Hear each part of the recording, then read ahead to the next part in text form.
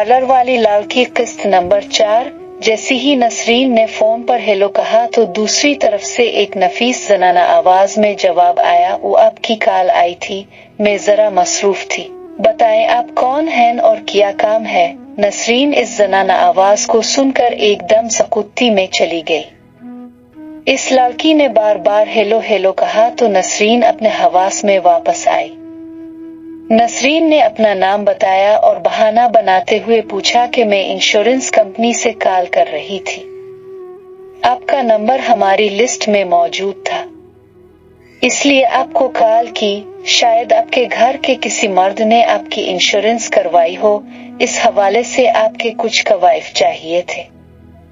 नसरीन ने जब नाम पूछा तो इस दोशीज़ा ने अपना नाम रूबीना बताया।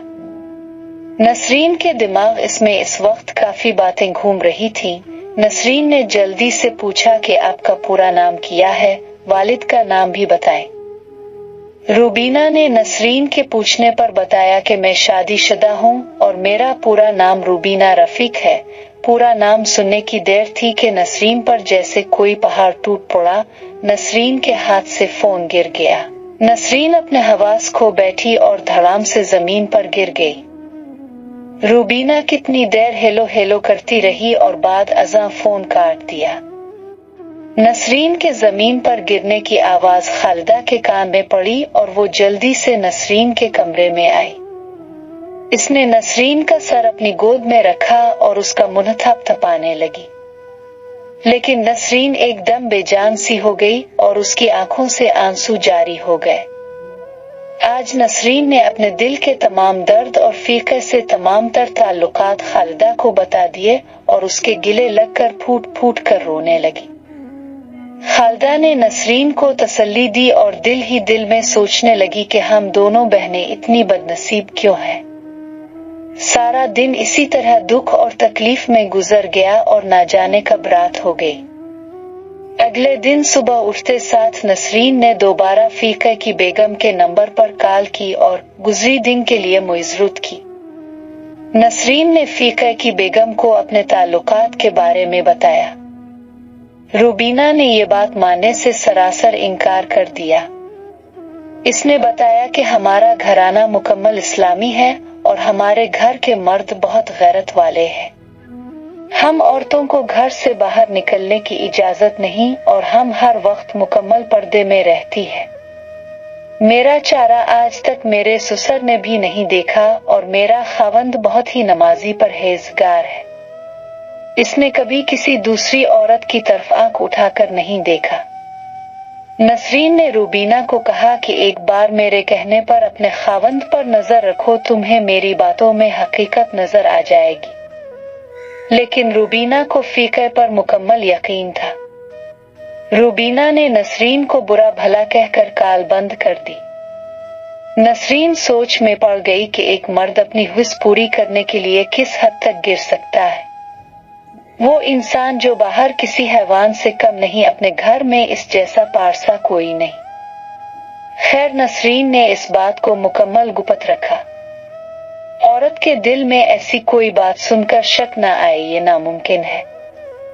यही हालत इस वक्त रूबीना की थी। वो ना चाहते हुए भी नसरीन की बातों पर यकीन कर रही थी। इसने नसरीन को तो बुरा भला सुना दिया था, लेकिन अंदर ही अंदर इसे ये बात खाई जा रही थी। पहले इसने सोचा कि मैं इस बात का जिक्र फीके से करूंगी, मगर कुछ देर सोचने के बाद इसने इस बात की असलियत जाने की ठान ली। नसरीन के साथ फीके ने इसी तरह राब्ता रखा और मुलाकात का सिलसिला जारी रहा। फीके ने महसूस किया कि नसरीन आजकल इससे उखड़ी उखड़ी रहती है। इसने नसरीन से ये बात दरियाफ्त करने की भी कोशिश की, लेकिन नसरीन ने कुछ न बताया। उधर फैसलाबाद में रशीद और साइमा हर वक्त मौका की तलाश में रहने लगे। साइमा को रशीद का चस्प पड़ गया। दोनों अब हर वक्त घर में अकेले होने का इंतजार करते रहते और जब भी मौका मिलता दोनों दो जिस्म एक जान हो जाते। एक दिन खानदान में किसी की फौतगी हो गई, जिसके सिलसिले में साइमा के माँ बाप को शहर से बाहर जाना पड़ गया। इस सिलसिले में साइमा की मां ने साइमा को भी साथ चलने जो कहा, जिस पर साइमा ने अपनी तबीयत खराब होने का बहाना बना डाला। साइमा की मां ने जाते जाते रशीद को कहा कि घर का ख्याल रखना, साइमा घर अकेली है, मैं और तुम्हारे मामू शाम तक वापस आएंगे। रशीद पहले ही मौका का तलाश में था और ये मौका तो रशीद के लिए सुनहरा था। जैसे ही रशीद के मामू और मुमानी घर से निकले, रशीद बना वक्त ज़ाय किए साइमा के कमरे में घुस गया। अब तो पूरे घर पर दोनों का राज था। कमरे का दरवाजा भी खुला था। दोनों ने बना वक्त ज़ाय किए अपनी प्यास बुझाने की तैयारी शुरू कर ली। दोनों ने एक दूसरे को बरहना करके जिस्मों की चादर ओढ़ ली। साइमा की तेज सांसें, उभरती छाती, दिल की धड़कन रशीद पर तलवार की तरह वार कर रही थी। रशीद अपने आप पर काबू खो चुका था और साइमा भी अब रशीद की बाहों में खुद को फना कर देना चाहती थी। रशीद ने साइमा को अपनी गोद में उठाया और दीवार के साथ लगाकर बोसे देना शुरू कर दिए। साइमा भी मदहोश होकर रशीद का भरपूर साथ दे रही थी। मर्द ऐसी औरत का दीवाना बन जाता है जो ऐसे मामलात में इसका साथ दे। दोनों एक दूसरे में खो गए और रशीद ने साइमा को बेड पर लिटा दिया। साइमा ने बेड पर लेटते साथ ही अपनी बेकरारी का इजहार रोमानवी अंदाज में रशीद की छाती पर बोसा देते हुए किया। रशीद पुराना खिलाड़ी था और रम्ज जानता था। इसने भी साइमा की गर्दन और छाती पर बोसों की बौछार कर दी। ये सिलसिला चल ही रहा था कि आराम से घर का दरवाजा किसी ने खोला। रशीद और साइमा अपने प्यार में इतने मगन थे कि उन्हें इस बात का अंदाजा ही ना हो सका कि घर का दरवाजा खोलकर कोई अंदर आया है। घर में दाखिल होने वाला शख्स कोई और नहीं, रशीद की मुमानी थी, जो गाड़ी खराब होने पर जा ना सके और वापस घर आ गई। रशीद की मुमानी ने सीधा साइमा के कमरे का रुख किया।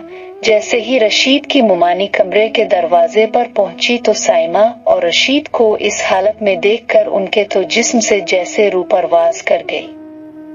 रशीद की मुमानी ने गरजदार में आवाज लगाई, रशीद, हरामजादे, जिस थाली में खाता है इसी में छेद करता है।